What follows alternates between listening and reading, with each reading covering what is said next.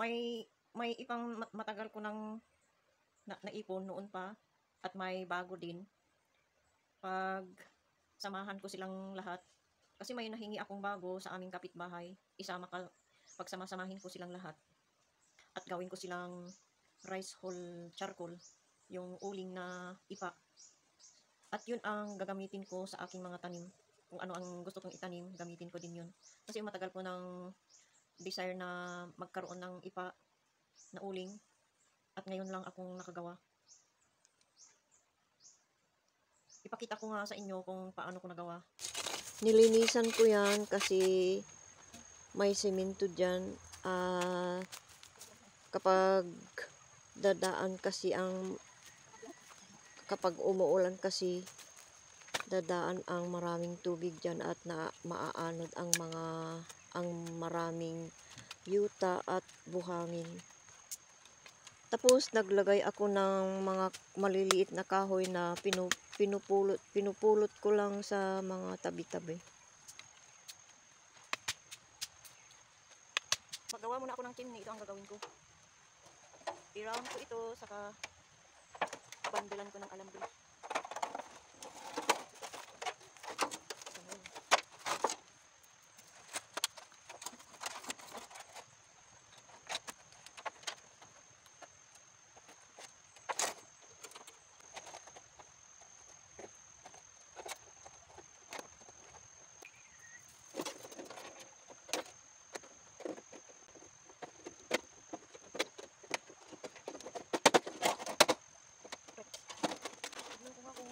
Hindi lalabas ang usok dito, may but-but pala dito, oh.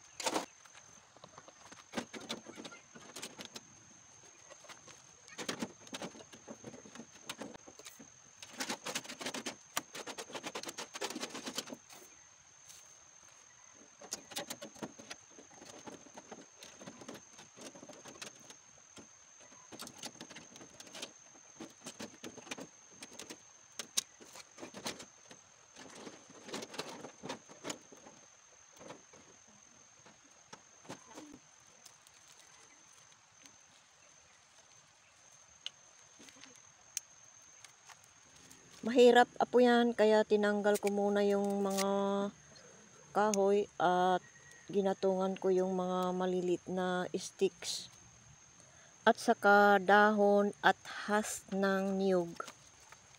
Tapos pinatong ko na yung mga mas malalaking kahoy.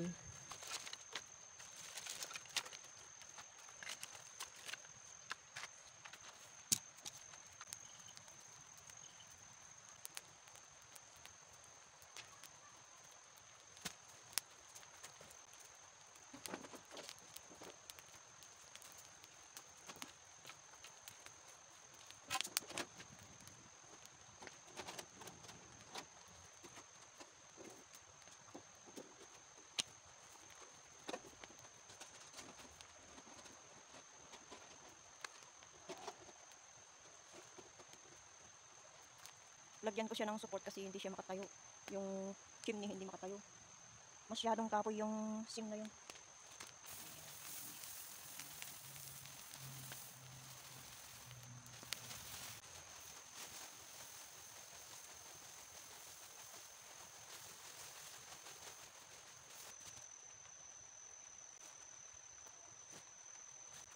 So, kung mapupuno ang sako, mga 5 sako lahat ito. You know, umuusok na. Sana makagawa ako ngayong gabi. Second time akong maggawa ng rice hull char. Yung first time ko hindi masyadong maganda kasi maraming naging white ang kalabasan.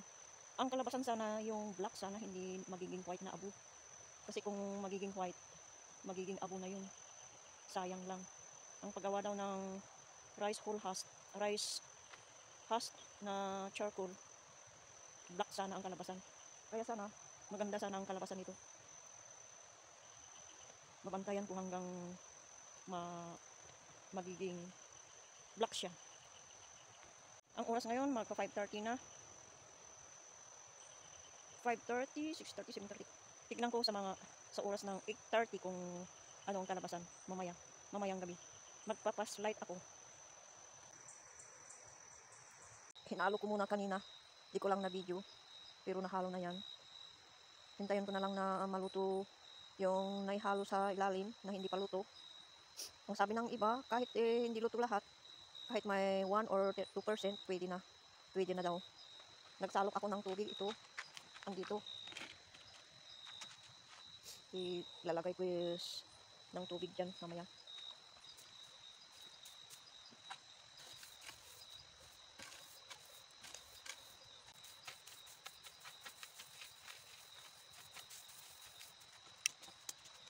Magsasalok pa rin ako ng tubig at ilagay ko. I-ready ko siya dito para pag balik ko, iti-check ko siya kapag may apoy pa, di lagyan ko ng tubig. Bukas, gatungan ko yung mga yan. Mayroon pa pala yung isang sako doon. Nahulog doon sa likod. Kukunin ko bukas na lang. Yan pa ang natira na hindi pa na naluto. May ilang porsyento na hindi na sunog. Pero okay na daw yan. Kapag may 1 or 2% na hindi na naging uling, di bali na daw. Good pa rin yan. Lagyan ko ng butas-butas ito. Kasi butasan pala ito. Hindi ganyan na close. Tulad nito may butas-butas. Para yung apoy o heat, yung para yung init o para yung apoy niya lalabas sa mga butas. Kahapon nung gabi, mga 8 o'clock yata yun na. Naluto na yung una kong nilagay dyan. Ito na yung ikalawang rice hole na gagawin ko. Nailagay ko na. Mayroon pa 3 na sako. Kunin ko yung isa doon. Naapuyan ko na at nailagay ko na yung isang sakong mahigit. May 3 sakong hindi puno. Ilagay ko na sila para mainitan silang lahat.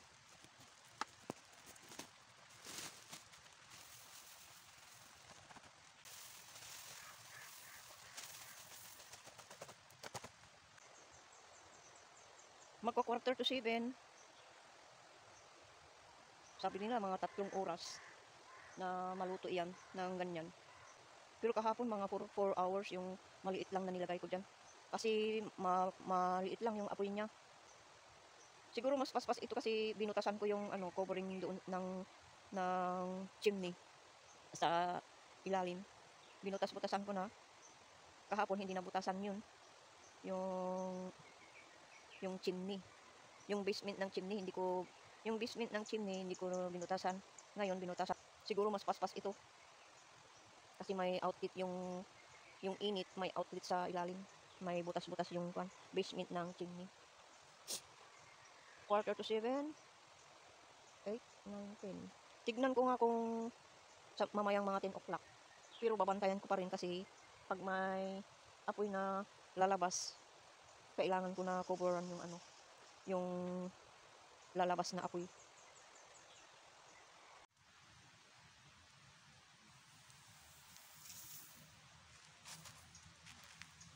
May mga 1/3 pa ang hindi nasunog.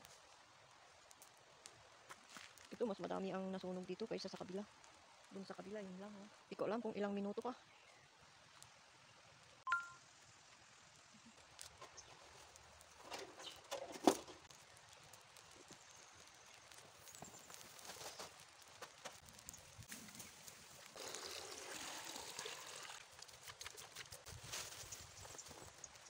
Happy ako kasi marami akong ganito binabalik.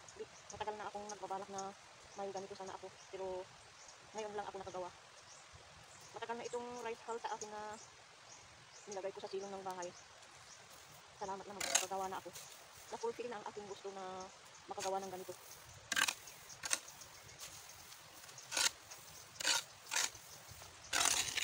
Imimix ko yung nagawa kahapon kagabi dito sa bagong gawa lang.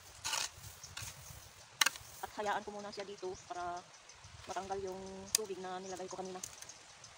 Para matuyo ng kaunti lang.